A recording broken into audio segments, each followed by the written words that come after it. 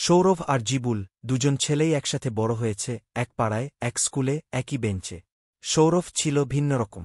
সে নিয়মিত নামাজ পড়ত, কথা বলত ধীরে ও সত্যভাবে, পড়াশোনায় মনোযোগী ছিল, আর তার চোখে মুখে সবসময় শান্তি ফুটে থাকত। আর অন্যদিকে জিবুল সারাদিন মোবাইলে গেম, পাড়ার বাজে ছেলেদের সাথে আড্ডা আর মসজিদের দিকেই ফিরেও তাকাত না। নামাজ, কুরআন বা দিনের কথা শুনলেই বলত, ভাই পরে নামাজ পড়ব, এখন লাইফটা এনজয় করতে দে। কিন্তু সৌরভ কখনো জিবুলকে ছেড়ে দেয়নি।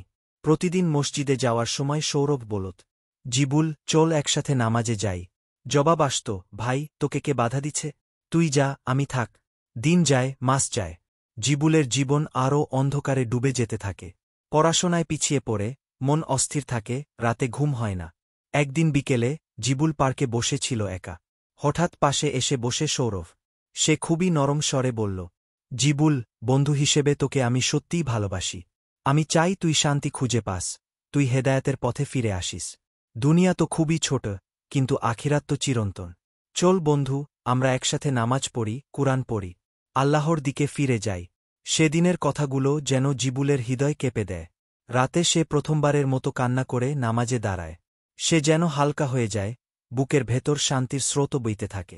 এরপর থেকে জিবুল নিয়মিত নামাজ পড়তে শুরু করে, পড়ালেখায় মন দেয়, বাজে সঙ্গ ত্যাগ করে।